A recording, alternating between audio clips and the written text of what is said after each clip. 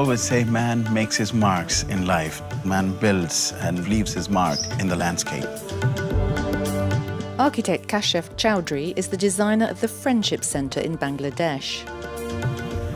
Friendship is a non-governmental organization who work with some of the poorest of poor in this part of the world.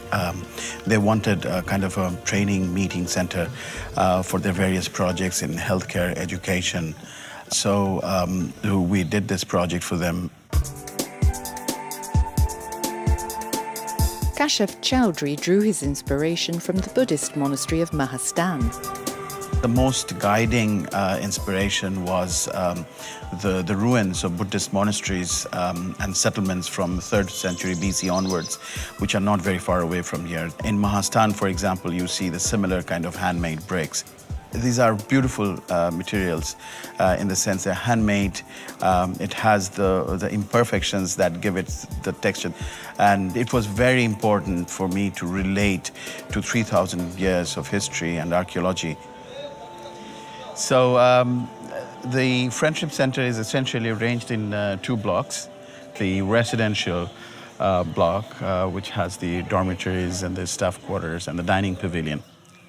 On the other side is the training pavilion, where people sit on the floor for various kinds of training programs, including theater. So Friendship organizes theaters which really deal with things like child marriage, women empowerment.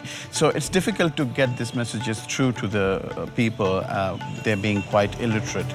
During the rainy season that lasts for 6 months, temperatures can vary between 25 to 35 degrees Celsius. So one of the ideas was to have broken forms and pavilions, open spaces, because then we could have the natural ventilation.